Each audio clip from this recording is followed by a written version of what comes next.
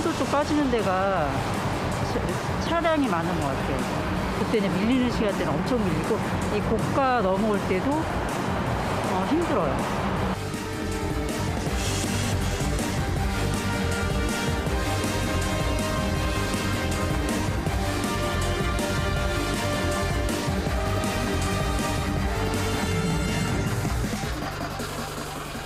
이 항만에서 오는 차들이 너무 많기 때문에 먼지도 아주 심해요. 이 고속도로 자동차 대형차가 많이 다니기 때문에 먼지 때문에 창문도 제대로 못 열어놓고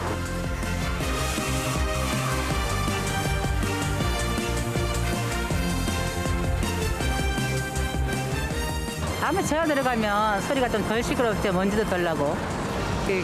교통량도 좀 분산이 되고 뭐 소음도 좀 줄어들지 않을까라는.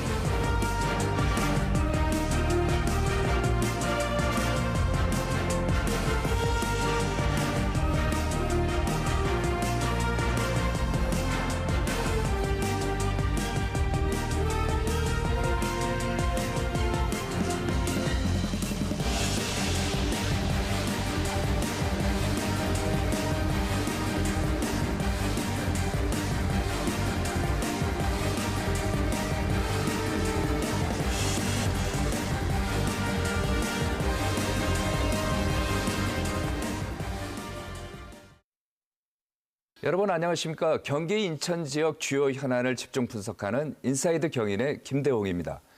오늘은 교통 문제를 짚어보겠습니다. 경기 인천 지역에 인구가 몰리면서 고속도로가 제 기능을 못하고 있습니다. 서울로 출퇴근은 물론 물류 수송에도 많은 어려움을 겪고 있는데요. 대표적인 곳이 경부고속도로와 경인고속도로입니다.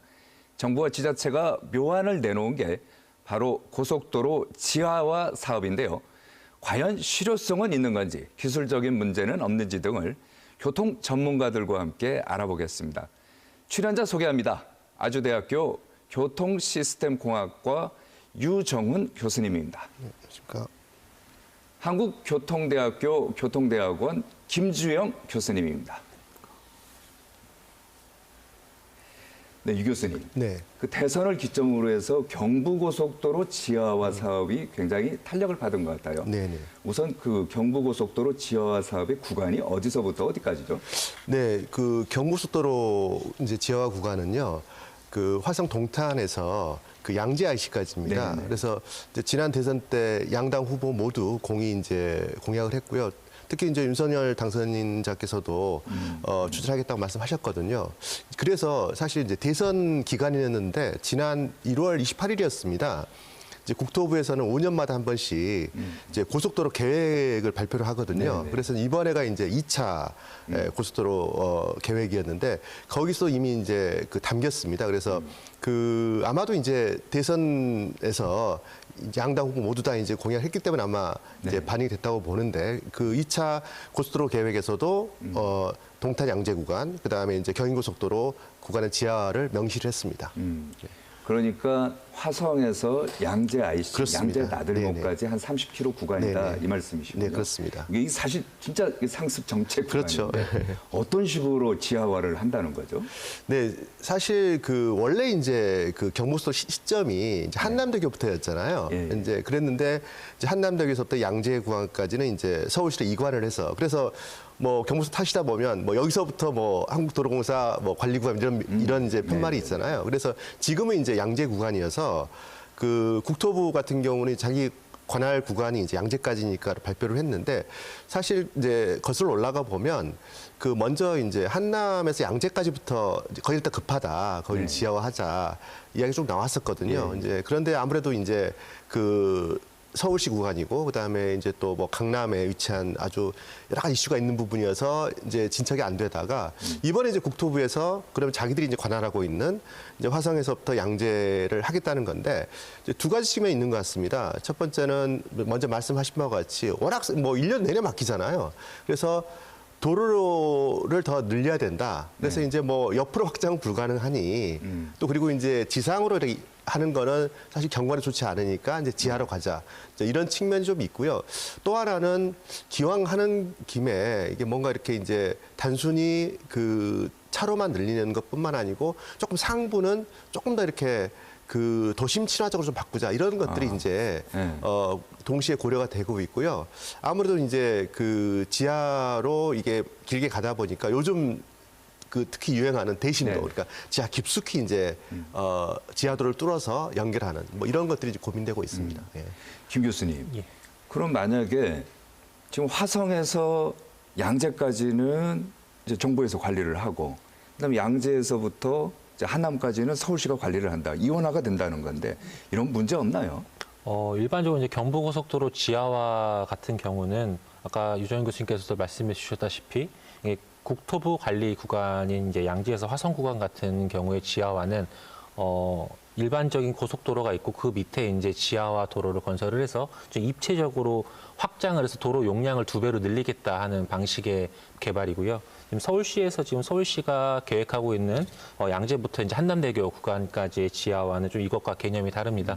그러니까 말씀하신 바와 같이 상부 공간 같은 경우는 지금의 도로에서 뭐 공원이나 아니면 다른 이런 입체 개발을 위해서 이제 사용을 하고요. 그리고 이제 지하에 도로를 뚫어서 이제 차량들은 지하로 통행을 시키겠다 하는 구간의 이제 컨셉이기 때문에 이게 만약에 국토부의 계획과 서울시의 계획이 이루어지지 않는다고 하면은 예를 들어서 이제 그 화성에서 양재까지는 이제 용량이 이제 지하와 지상으로 이제 그렇죠. 두 배로 오다가 네. 서울시 구간에서는 이제 용량이 갑자기 반토막이 나는 상황이 되면은 네, 네. 오히려 이제 병목 현상이 발생하거나 이런 교통적인 문제점이 있을 수가 있어서 향후에도 이제 국토부와 서울시 계획이 어느 정도 이루어지고 협의가 돼야지만 이 지하화가 성공할 수 있을 것 같습니다. 지금 이제 연속 구간에서 그 관리 주체가 이제 다르다 보니까 문제가 생길 수도 있는 것 같고요. 그 두 번째는 지상으로 가는 차와 또 지하로 가는 차가 어느 시점에서는 이제 같이 만날 거 아닙니까? 그러면 이제 병목 현상이 더 심해질 수도 있을 것 같은데요. 네, 이제 그 사실 그 기술적인 문제 같은 경우에는 또 이제 설계를 통해서 해결이 가능합니다. 이제 그렇게 하기 위해서는 이제 제일 중요한 게 접점이죠. 양재에서 이제 서울시 구간과 이 국토부 구간. 여기를 어떻게 잘 설계를 조화를 이루느냐 이제 라는 그렇죠. 문제인데요. 사실 그 1월 달에 이제 그 국토부에 그 발표가 나왔을 때 당장 이제 뭐 그 언론에서도 염려를 했던 게 아니 그 서울시 구간이 진행이 안 되면 거기 그러면 양재쯤 와서 이제 지하로 왔던 애들 빠져나가야 되는데 그럼 어디로 뺄 것인가? 그렇죠. 예, 참 그게 문제예요. 막막하거든요. 그래서 이거는 이제 두 개 주체가 다른 두 개의 사업이지만 결국 하나로 통합해서 해야 되는 게 맞고요. 근데 이제 어려운 부분이 지금 그 국토부에서 이제 그 계획하고 있는 그 동탄에서 양재까지가 한 30km 되는데 이게 대충 사업비가 한 3조 정도 됩니다. 이게 네. 이제 1km당 한 1,000억 좀 되는 거죠. 근데 이제 그 양재에서 한남 구간 이거는 한 뭐 6km 정도 되게 짧은데 이것도 사업비 3조 돼요. 지금 계획으로는. 그래요? 근데 네. 그게 이제 그 목적이 좀 달라서 그러는 건데 아까 우리 김 교수님 말씀하셨다시피 이 거기는 강남과 서초구 경계잖아요. 예. 정말로 가장 뭐 이게 금사라기 땅이다 보니 이걸 단순히 그냥 지하로 그 도로를 뚫은 다음에 상부를 어떻게 할 건가? 이게 이제 어떻게 하냐에 따라 정말로 엄청난 그런 이제 그림이 나올 수 있거든요. 이제 그러다 보니 뭐 지상을 좀 활용을 하려고 그러면 지하에 뭐 2층 정도로 이렇게 도로를 뚫어야 되고 또 더 깊게 가야 되고 또 우리 상부에 뭔가 이렇게 이제 개발하려고 그러면은 구조도 튼튼해야 되고 네. 이러다 보니까 이제 굉장히 이제 그 비용이 비싼 거거든요. 뭐 그래서 이런 이제 그 어떤 사업의 주체라든지 설계의 연속성, 일관성 이제 이런 문제가 해결된다 그러면 사실 방금 말씀하신 대로 이제 지하에서 뭐 매번 나올 수는 없으니까 그러니까 주요 이제 한 두세 군데에서 지상으로 이제 진출입하는 이제 이런 거의 설계는 뭐 이렇게 기술적으로 어렵지는 않습니다. 네. 그럼 유 교수님, 네. 한 가지 더 여쭤보고 싶은 게 그 현재 나들목 구조를 네. 아예 이번 기회에 근본적으로 우리도 좀 바꿔야 되지 않느냐 이런 얘기도 나더라고요. 네네. 어떻게 생각하십니까? 참 좋은 지적이신데요. 사실 그 양재 IC를 보시면 이게 공간이 엄청 큽니다. 그래서 실제로 벌써 한 뭐 수십 년 된 것 같은데 양재 IC 이 넓은 공간을 그냥 IC로만 쓰기엔 너무 아깝다. 그래서 여기를 이제 입체적으로 개발을 하고 그 공간을 이런 얘기가 많이 나왔었거든요. 그래서 그 특히 이제 그 양재 IC라 서초 IC라든지 네. 이런 데는 뭐 예전에 처음에 이제 경부서 생겼을 때야 허허벌판이었지만 지금은 뭐 대한민국에서 가장 밸류가 높은 이제 부지기 때문에 그냥 이거를 어떤 개발하기 쉽지 않았는데 마침 이번에 이제 지하화 사업이 이루어지니까 실제로 지하에서 이렇게 그 진출이 받을 수 있는 그런 나들목이라든지 이런 굉장히 여러 가지 상상력을 발휘할 수 있는 좋은 어떤 그 계획안들이 존재하거든요. 그래서 이번에 좀 묶어서 그러니까 그동안 이제 어떻게 진행이 잘 안 됐던 그러니까 서울과 경기 구간의 어떤 나들목의 그 가치 높은 땅들을 네. 잘 개발하는 것도 좀 연계가 됐으면 좋겠습니다. 네. 김 교수님, 이게 보면은 고속도로에서 차들이 쫙 이렇게 가다가도 결국은 이제 주변 도로로 빠져야 되잖아요. 일반 도로에. 그럼 고속도로만 넓힌다고 될 건 아닌 것 같아요. 주변 도로와의 연결성. 이것도 중요할 것 같은데. 네, 일반적으로 이제 고속도로의 용량을 저희가 시간당 한 2,000대 정도라고 보면은 일반 도로는 그거의 한 3분의 1 정도 수준밖에 안 되고요. 그리고 고속도로에서 어차피 그 지정체가 발생하는 가장 큰 요인 자체도 그 나들목에서 이제 빠지는 차량들에 의한 지정체가 많이 발생을 합니다. 즉 이제 고속도로의 용량을 밑에서 받아줄 수 있는 연계도로의 용량이 이제 돼야 되는데 그 부분이 이제 되지 않는다고 하면은 고속도로가 아무리 좋아도 이제 항상 고속도로의 지정체는 필수적으로 발생할 수밖에 없고요. 그게 대표적인 게 이 서울시에 있는 내부순환도로 같은 경우가 네. 그런 식으로 이제 내부순환도로의 용량은 굉장히 좋으나 유출입도로에 이제 차량들이 이제 지정체가 생기면서 그런 상황들이 많이 발생하고 있습니다. 그러면 좀 전에 이제 유 교수님도 그게 한 3조 또 3조 하면 6조 뭐 엄청난 이제 돈이 들어가는 건데 비용 대비 그래도 지하화 사업을 할 필요는 있을까요?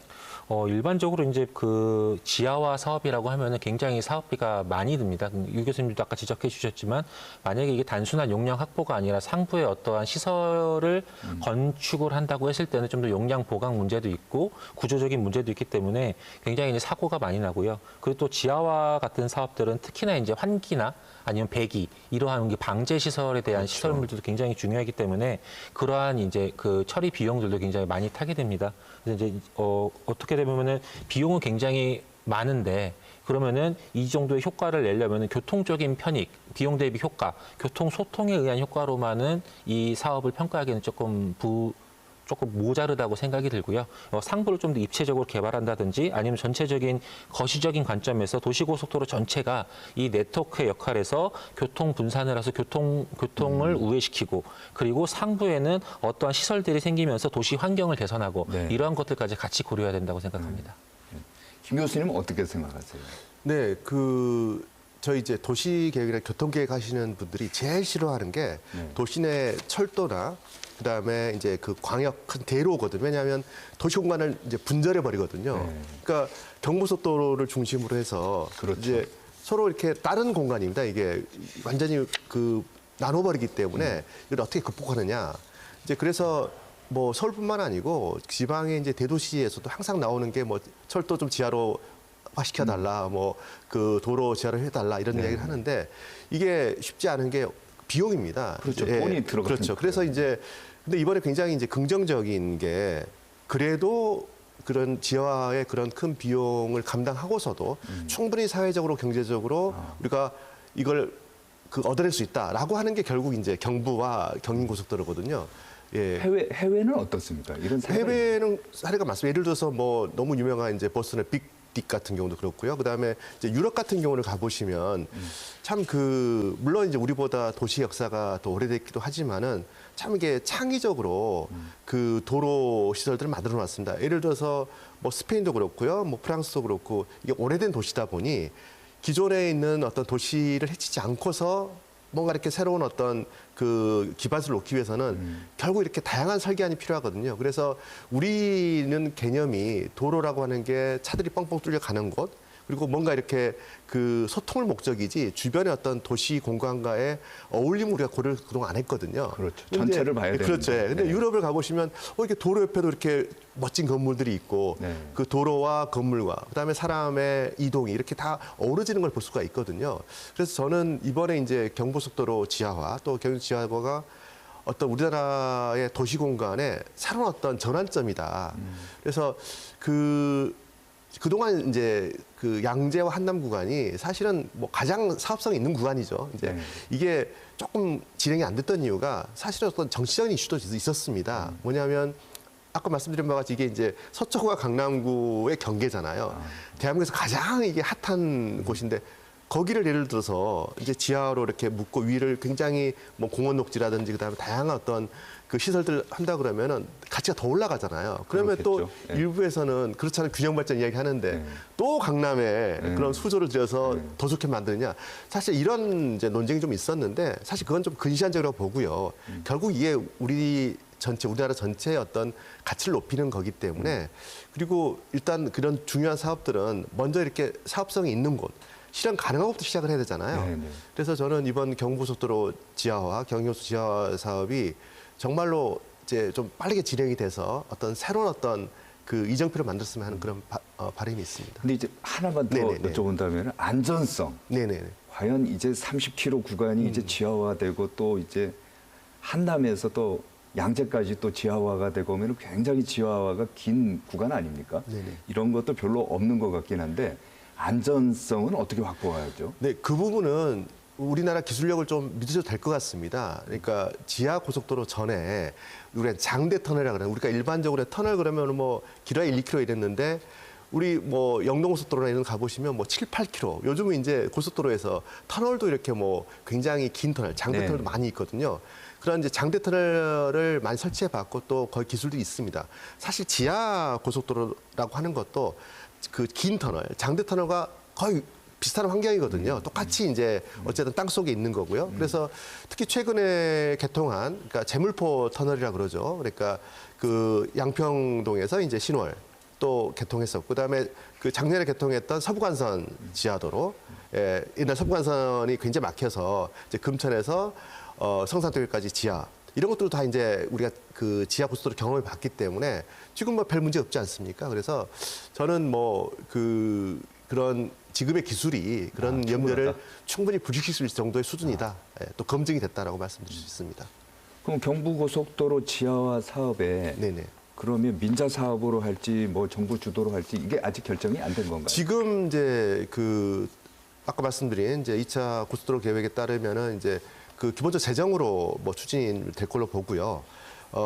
당연히 근데 이제 서초 한남 구간 같은 경우는 서울시 구간이기 때문에 아마 그 현실적으로 재정은 좀 힘들지 않을까 민자로 진행이 될까 이렇게 생각이 됩니다. 그래서 저는 뭐 경인과 경부 같은 경우에는 특히 뭐 당선자께서도 공약을 하셨고 또 그 국가 상임기획에도 이제 포함이 됐기 때문에 뭐 재정으로 추진이 가능할 거라고 보고요. 네네. 그리고 뭐 모르겠습니다. 이제 그 지금 약간 하나의 이제 좀 그 여전히 좀 고려될 부분이 아까 우리 김 교수님 말씀하신 대로 이제 그 상부 공간을 단순하게 그냥 뭐 여전히 이제 위도 도로 유지할 거냐. 뭐 조금 이제 상부의 도로 공간을 밑에 도로를 뚫으니까 조금 줄이면서 이거를 뭐 다양한 어떤 그 공간을 활용할 건데 이제 이런 거에 따라서 네. 조금 사업비가 이제 더 커지게 되면 아마 뭐 민자와 재정을 결합하는 방식 뭐 이런 것도 가능하지 않을까라고 생각을 하고 있습니다. 네. 자, 경인 고속도로 얘기 한번 해보죠. 우리나라 최초의 고속도로가 경인 고속도로다. 그렇죠. 예. 그런데 원래는 이게 일제 시대 때부터 계획이 돼 있었다 이런 얘기도 하는데 맞습니까?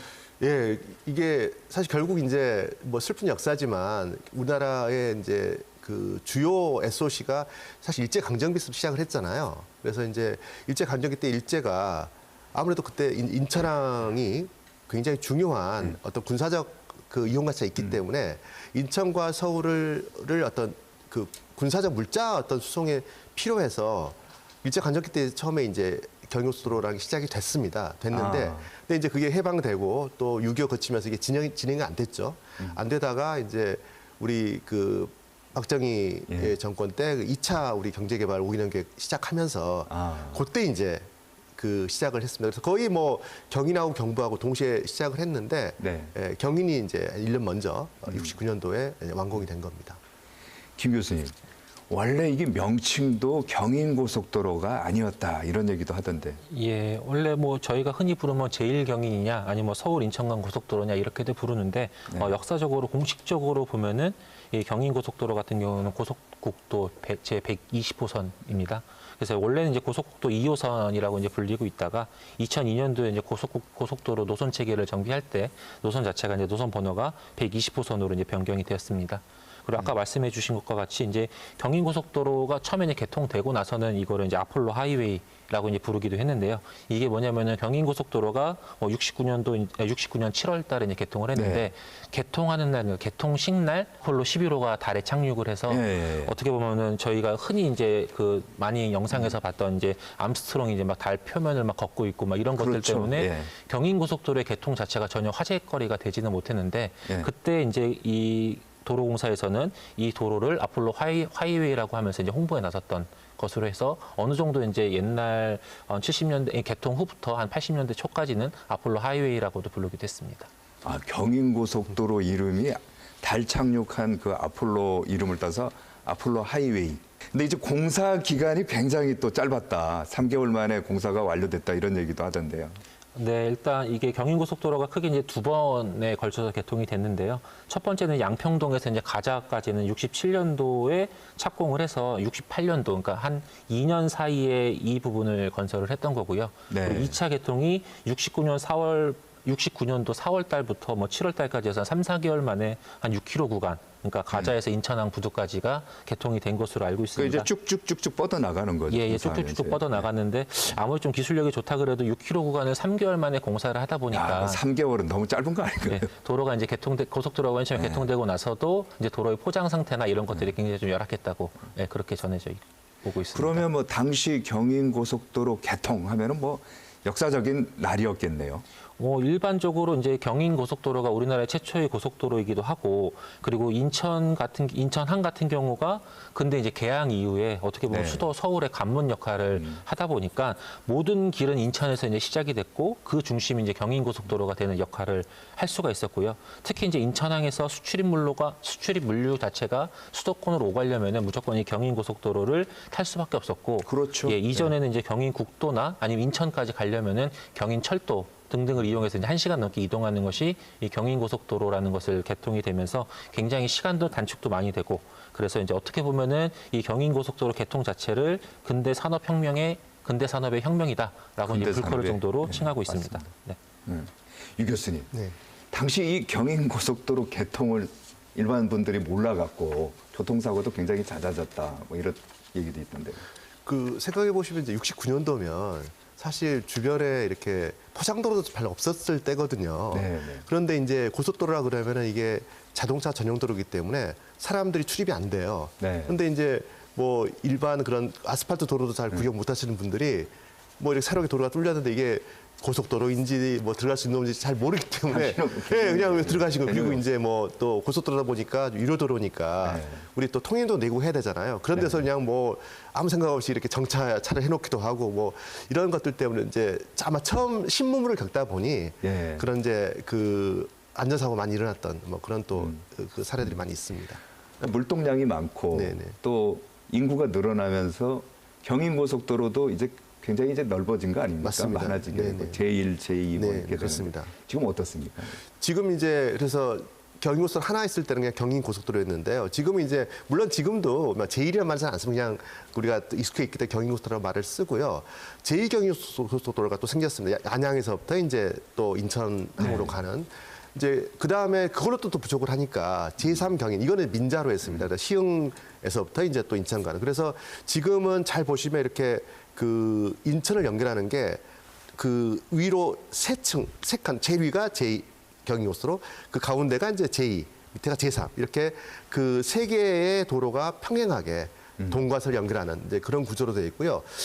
경인고속도로는 이제 최근에 결정이 됐죠. 제3 연육교 영종 연결하는, 이게 이제 경인고속도로 서인천에서 쭉 직진을 하게 서쪽 가게 되면 청라를 지나서 이제 제3 연육교 연결돼서 영종까지 연결되는 이제 그런 세 개의 그 평행한 고속도로가 지금 운영 중입니다. 그 좀 전에 말씀을 하셨습니다만은 2017년도에 되니까 이제 거의 뭐 포화 상태가 네네네. 되면서 고속도로로서의 기능은 상실했다. 맞습니다. 그러니까 일반 도로가 됐다. 네. 그런 말씀이시죠? 네, 그렇습니다.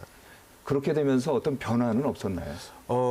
사실 이제 일반화 시키자 여러 가지 이제 그 이슈가 있었던 게, 원래 고속도로라고 하는 거는 말 그대로 고속이다 보니까 네. 장거리로 가는 이제 그렇죠. 그런 그 목적입니다. 그래서 우리 명절 때 보면은 뭐 그런 캠페인도 하잖아요. 뭐 단거리 이용하신 분들은 뭐 이용을 자제해 주세요 이런 말도 하잖아요. 네. 그래서 이제 고속도로 기능이 고속으로 먼 장거리를 가는 건데 원래 이제 경인고속도로 같은 경우에 당연히 인천에서 뭐 서울로 가는 이제 그 장거리 통행들이 위주가 돼야 되는데 도시가 이제 확장을 하면서 그러니까 IC 간 하나만 이렇게 이동하는 단거리 차량들이 자꾸 이렇게 뭐 이용을 하는 겁니다. 왜냐하면 그게 이제 인천시 자체가 이런 그 시내 도로가 또 열악하기 때문에 그래도 그나마 이렇게 경유소 조금 더 이제 이용이 유리하다고 그래서 단거리건 한두 개 정도 IC를 자꾸 이렇게 이용을 하다 보니까 실제로 중요한 특히 물동량 처리하는 네. 뭐 이런 차량들이 그 정체 때문에 꼼짝도 못하는 거예요. 그래서 차라리 이렇게 실제 고속도로 기능을 못한다 그러면 차라리 일반 도로로 하자. 이제 그래서 이런 것들이 이제 한 20년 전부터 이야기가 나왔던 거고 겨우 이제 한 5년 전에 일반화 도로를 시키고 이제 그러면서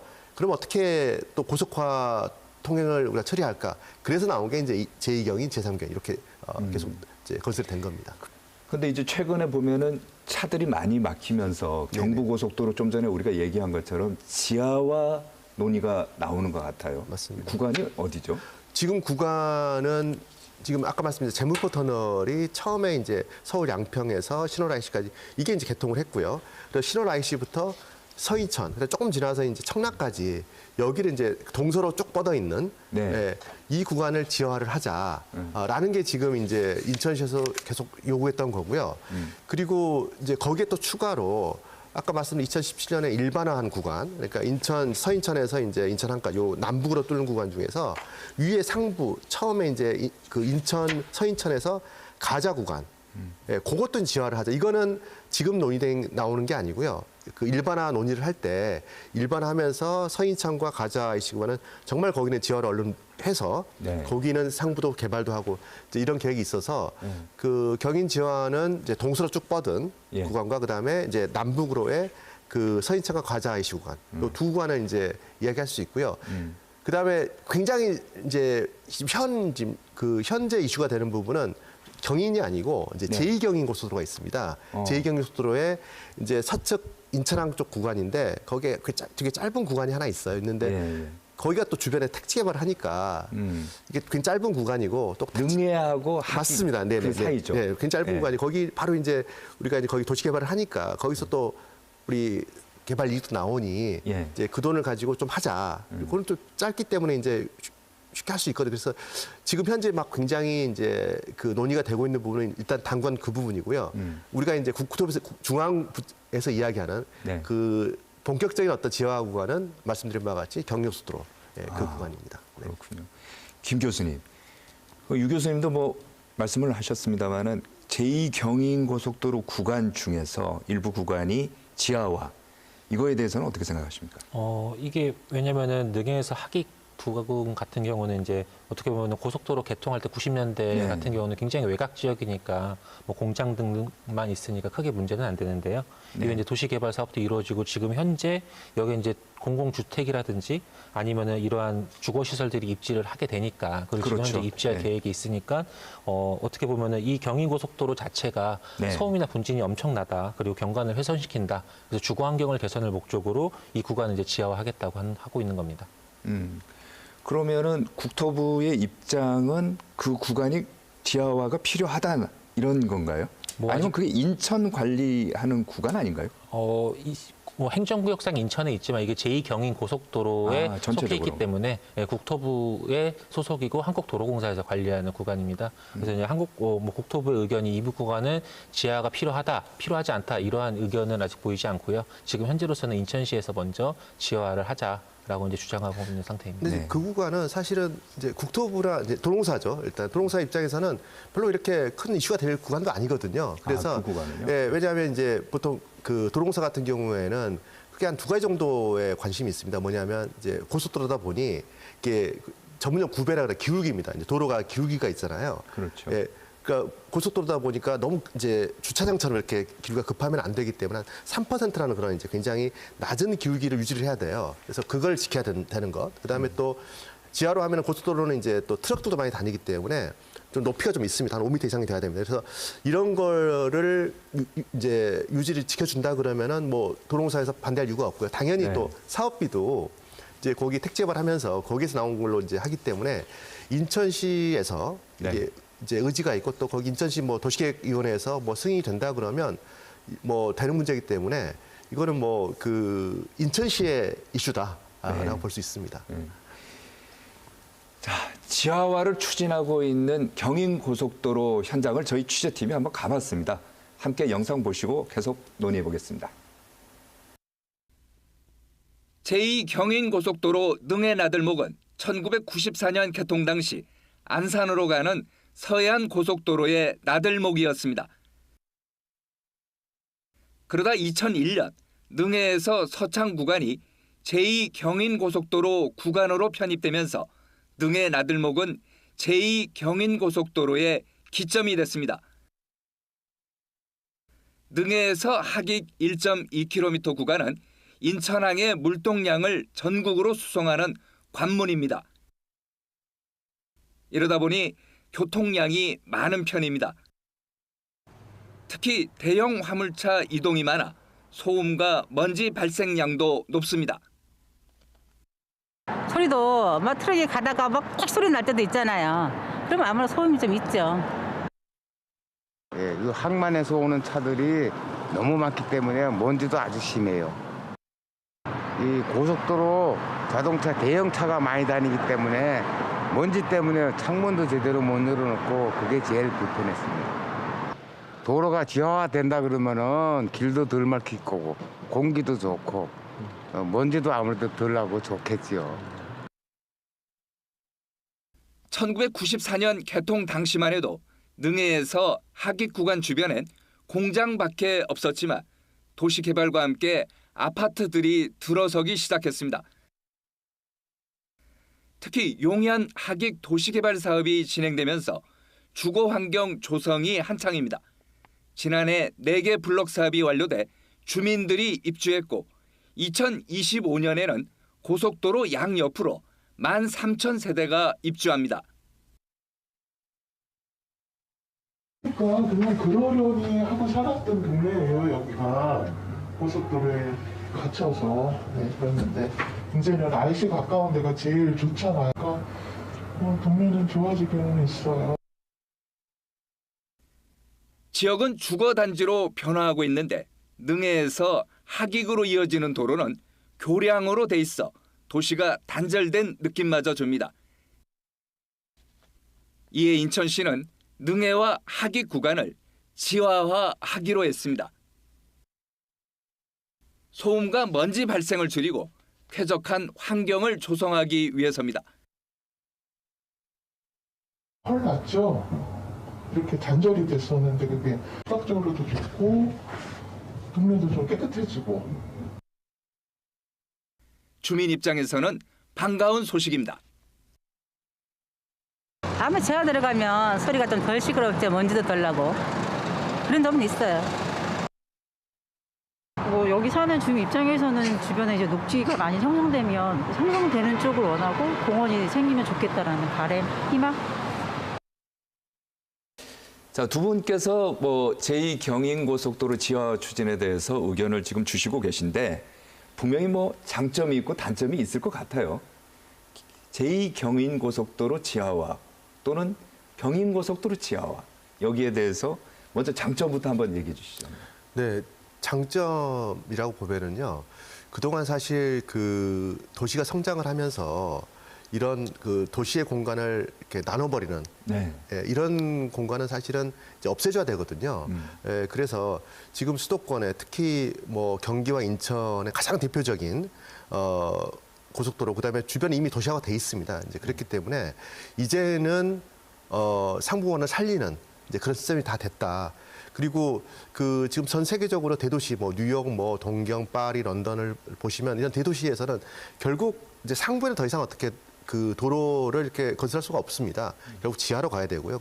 이제 그런 측면에서 저는 조금 늦은 감이 없지 않다고 봅니다. 그래서 지금이라도 정말 너무 다행인 게 그 뭐 대선에서 가장 중요한 이제 이슈로 떠올랐고 네. 특히 이제 그 담당 부처인 국토부에서도 또 계획을 발표했기 때문에 이번에는 정말로 조금 빠르게 추진됐으면 하고요. 근데 이게 또 빨리 추진이 필요한 게 뭐 거의 짧은 구간에서 제물포 터널이라든지 그다음에 이제 그 서부간선 같은 경우에도 한 15년씩 걸렸습니다. 15년씩. 근데 이게 그 공사 자체가 좀 시간이 길긴 한데 그 전에 논쟁이 많았거든요. 그리고 특히 이제 둘 다 서울시 구간이어서 서울시에서 어떤 판단에서 이런 이제 지하화라고 하는 거에 대해서 조금 뭐 그 적절하지 않은 측면이 있었고요. 예, 그래서 저는 이런 이제 21세기에 도시 경쟁력은 결국 그 인프라인데 이제는 지상만이 아닌 지하 좀 입체적으로 그러니까 입체적 도시라고 하는 게 이제 그 세계 대도시들의 경쟁력이기 때문에 저는 이번 경부와 경의고속도로의 지하화 사업이 도시공간의 입체화를 시작점이다라고 네. 보기 때문에 조금 패스트트랙으로 조금 뭐랄까 빨리빨리 했으면 좋겠습니다. 네. 김 교수님은 지하화에 대해서 고속도로 지하화에 대해서요. 뭐 찬성입니까? 반대입니까? 기본 입장. 기본 입장을 일단 찬성이라는 입장을 말씀드리고 싶고요. 왜냐하면 도로가 가질 수 있는 가치가 우리가 고속도로를 타고 이동을 빨리 네. 한다라는 가치도 있지만 굉장히 보면 연결성을 좋게 한다든지 아니면 안전하게 하든지 환경적으로 도로가 이제 이 기능을 해야 되는데 특히 이제 이 지하화, 그러니까 고속도로 지하화 같은 경우는 기존 도로에 비해서 소음이나 뭐 분진능도 굉장히 적고요. 그리고 사람들이 상부 공간을 뭐 공공시설, 그러니까 공원을 지을 수도 있고요. 아니면 근린 생활 공간이나 업무 시설을 만들어낼 수도 있고, 그러니까 입체적으로 활용을 할 수가 있고, 그렇기 때문에 공간 활용 측면에서 굉장히 유리한 측면도 있고, 그리고 환경에 미치는 영향도 굉장히 친환경적이기 때문에 일단 지하화에 대해서 분명한 장점이 있습니다. 그 두 분 다 기본적으로 고속도로 지하화에 대해서 찬성을 하기 때문에 제가 균형을 맞추기 위해서 제가 좀 반론을 좀 제기를 좀 하고 싶은데요. 자, 이게 굳이 지하화를 안 하고 예를 들어 방음벽이라든지 분진, 방지막 요것만 쳐도 얼마든지 할 수 있다. 그렇게 비싸게 지하화할 필요 뭐 그거는 필요 없다. 이런 얘기도 많거든요. 방음벽 말씀하셨는데요. 이제 도시 또 교통을 전공한 사람으로서 정말로 없애야 되는 게 방음벽입니다. 아, 방음벽을 네. 없애야 된다. 네. 그래서 이제 방음벽이라고 하는 게 예를 들어서 이제 보통 이제 도로 옆에 건설되는 이제 공동주택 같은 경우는 당연히 방음벽을 설치를 하잖아요. 소음이 크기 때문에. 근데 한번 살아보시면 아시겠지만 방음벽이라고 하는 게 굉장히 시야를 가리고 답답하거든요. 그래서 심지어 이제 한 10년 전부터는 이게 답답하다 그러니까 뭐 투명 방음벽 이래가지고 설치했지 않습니까? 투명 방음벽이라고 하는 것도 결국 이제 먼지가 끼고 청소가 잘 안 되기 때문에 뭐 비슷하거든요. 그래서 우리가 이제 일단 방음벽을 하는 이유는 소음 문제 때문인데 방음벽을 침으로 인해서 사실은 굉장히 닫힌 공간을 만들어 버리거든요. 네. 그래서 실제로 아마 여론을 이제 들어보셔도 사실 방음벽 옆에 있는 거주하신 분들의 불만이 굉장히 큽니다. 근데 소음 때문에 참고 있는 거죠. 그다음에 또 하나는 이제 우리가 도로를 이용할 때 네. 사실 요즘 이제 방음벽에서 넘어서 방음 터널까지도 이렇게 만든 경우 많지 않습니까? 그런데 이거는 물론 주변에 사시는 분들의 소음 문제만 고려를 해서 한 거지만 실제로 우리가 도로를 이용하는 도로 이용자 측면에서 굉장히 안 좋습니다.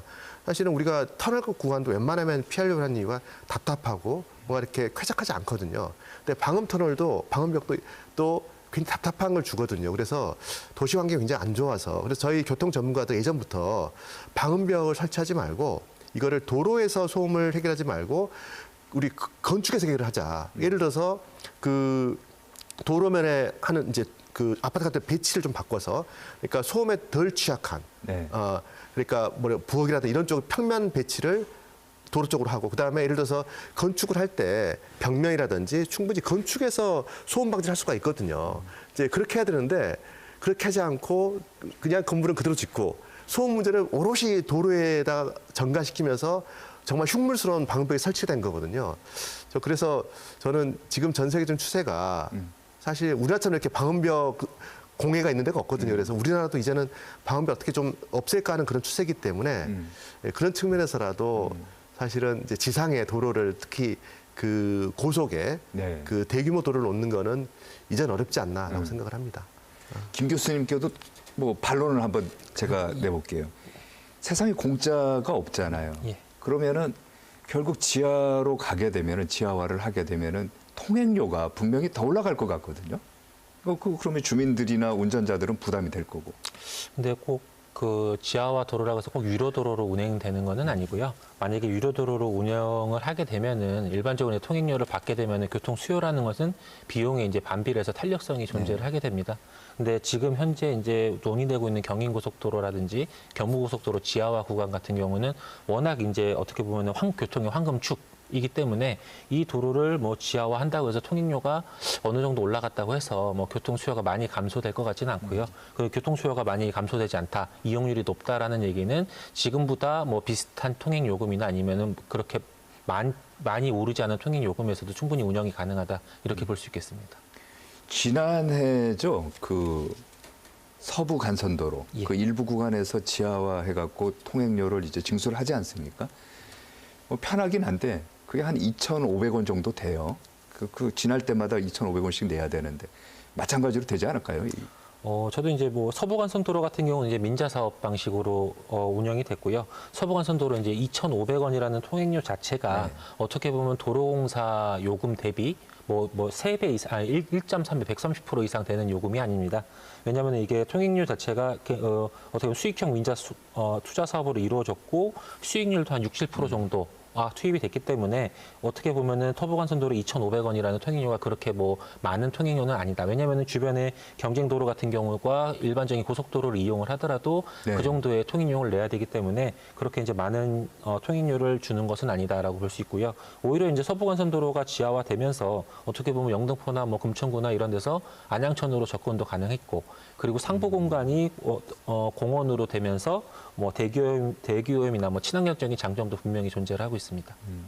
네, 말씀하신 대로 예, 단점 말씀하십시오. 있죠. 네. 결국 돈입니다, 사실. 예. 돈이요? 예, 아까 말씀드린 바와 같이 지하로 하다 보니까 그러니까 그 킬로미터당 한 뭐 1,000억에서 1,100억 정도니까 사실 10km만 해도 뭐 조 단위 사업이잖아요. 그래서 결국 이제 돈 문제, 돈이 많이 나는 게 이제 이게 단점이라고 할 수 있는데 사실은 그만큼 가치가 있다는 이야기거든요. 그래서 이거를 단점으로 볼 게 아니라 그렇다 그러면은 정말로 이게 그런 많은 돈을 들여서도 이게 그만 가치를 할 수 있는 곳을 찾아야 되는 거거든요. 네. 이제 그게 찾은 게 첫 번째로 경부와 이제 경인고속도로인 거고요. 그 다음에 이제 그 재원 조달 방법인데 지금 뭐 경부 구간이 한 3조고요. 그 다음에 이제 경인고속도로 구간이 거나 한 2조 됩니다. 한 5조 되는 건데 5조라는 돈이 큰 돈이죠. 돈이지만 실제로 우리나라 수도권의 어떤 그 경제 규모로 봤을 때 과연 이게 이 5조라는 게 네. 그렇게 무작정 큰 돈이라고 치부할 건 아니다. 이 경부와 경인에 5조를 투자해서 지하화하고 상부를 입체화함으로 인해서 얻을 수 있는 어떤 우리 수도권이 가져가게 될 어떤 경제적 편익을 따져본다 그러면 충분히 더 크다고 보고요. 그다음에 이제 이걸 또 물론 이제 전 재정으로 하는 거에 맞다고 봅니다. 그렇지만 만약 좀 더 사업을 좀 더 이렇게 키운다 그러면은 과감하게 또 민자도 투입할 수가 있는 거고요. 그리고 지금 수도권 같은 경우에는 뭐 우리 아파트 단지, 대단지 수천 뭐 세대 단지 보면은 그냥 조 단위 사업들입니다. 뭐 분양가 아파트 한 채 뭐 10억 하면 1,000세대 1조잖아요. 이제 그런 걸 따진다 그러면 이미 수도권이라는 공간은 이런 몇 조를 들여서라도 지하화하고 상부를 입체적으로 도시공간을 우리가 재생시키는 게 충분히 그 정도의 돈을 뽑을 수 있다. 예, 그 정도의 우리 지금 경제 수준이다라고 보기 때문에 저는 유일한 단점이 이제 돈인데 그것도 뭐 극복할 수 있는 단점이다라고 생각을 합니다. 자, 그러면은 기술적인 문제 중에 위에다가 예를 들어 공원을 만들고 뭐 공동주택을 이제 세울 거 아닙니까? 밑에는 이제 고속도로 지하로 하더라도요. 근데 그 진동 문제나 이런 거는 없나요? 그거는 우리가 이제 지금 공사 중인 GTX A 사례를 보시면 될 것 같은데 이제 이렇게 다 요즘 다 대심도입니다. 지하 깊숙이 가는 이유가 이제 두 가지인데요. 하나는 이 자산권 문제 때문에 그러니까 지하 뭐 깊게 들어갈 만이 이제 상부의 어떤 권리를 침해하지 않은 부분이고 또 하나 이제 드리고 싶은 게 이제 소음 문제입니다. 근데 지금 뭐 GTX A 공사 구간에서도 뭐 그러니까 당연히 공사 중에 어떤 이제 발파라든 이런 부분에 있어서의 문제는 있지만 이게 실제로 상부의 어떤 진동 문제는 없다고 보고요. 특히 이미 우리가 검증이 된 부분이 우리 수서 SRT 그렇죠. 이제 평택에서 수서까지가 지하 구간이잖아요. 그렇죠. 지금 이게 통과하는 게 동탄 지나죠. 그다음에 분당 지나는데 뭐 분당 주민들이 뭐 SRT 통과해서 뭐 시끄럽고 진동 있다는 말 못 들어보셨잖아요. 예, 그래서 저는 그 부분도 뭐 염려하지 않아도 된다라고 생각을 합니다. 알겠습니다. 자, 그럼 김 교수님 마지막으로 고속도로 지하화를 추진하는데 좀 염두해야 될 점, 좀 주의해야 될 점, 뭐 이런 거 뭐가 있을까요? 일단 저는 고속도로 지하화를 함에 있어서 이제 단순히 대규모 개발을 해야 되니까 아니면 기존 도로가 너무 막히니까 이거를 지하화를 해서 뭐 고속도로를 공급해야 된다. 이렇게 하는 것은 매우 위험하다고 생각을 하고요. 왜냐하면 이게 거시적 관점에서 도시고속도로 전체가 지하화가 되면서 이 도시 자체를 어떻게 개발하고 어떤 방향으로 이끌 것이냐에 대한 철학 하에서 이제 이런 것들이 추진이 되어야 된다고 생각하고요. 네. 두 번째로는 이제 이 지하화 도로다 보니까 이제 이용자들도 좀 불안해할 수도 있고 아까 이제 지적한 대로 이제 어떻게 보면은 소음이나 진동 등에 이제 취약할 수도 있고 하기 때문에 안전이 일단 최우선이다.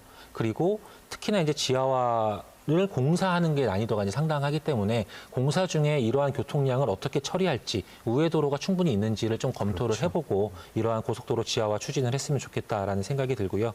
그리고 이제 세 번째로는 공사비와 유지관리비가 굉장히 많이 드는데 이러한 이 공사비와 유지관리비는 충분히 이제 우리가 얻을 수 있는 편익으로 이제 충당을 할 수가 있지만 만약에 재정이 아니라 민간 자본을 투입하더라도 어떻게 보면 기존의 시가 지역에다가 도로를 지하화해주면서 어떻게 보면 공공성에 대한 기여를 명확히 해야 된다라는 게 이제 가장 중요할 것 같습니다. 이게 어떤 말이냐면은 우리가 공공투자, 그러니까 도로라는 것은 공공투자 제도라고 하는데 이게 만약에 도로가 지하화가 되면서 그 주변에 복합 개발이 일어나면서 그 주변의 주거 단지들만 이득을 보게 된다. 예를 들어서 그 주변이 상업시설로 변해서 주변의 아파트값만 이렇게 많이 상승하게 된다라고 하면은 공공성을 잃어버리는 거거든요. 이 도로는 그 지역 사람들뿐만이 아니라 이동하는 사람들도 모두 다 이용하는 도로.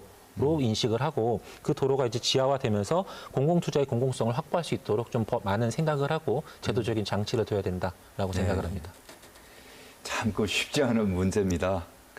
하지만 시민들을 위해서 무엇이 중요한지를 잘 생각한다면 해법도 있지 않을까 그렇게 생각합니다. 바쁘신데 오늘 출연해 주신 두 분 감사합니다. 네, 맞습니다.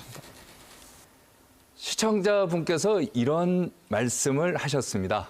지하 고속도로를 추진하는 것도 중요하지만 기존 지하철이나 전철 노선을 연장하는 것도 시급하다.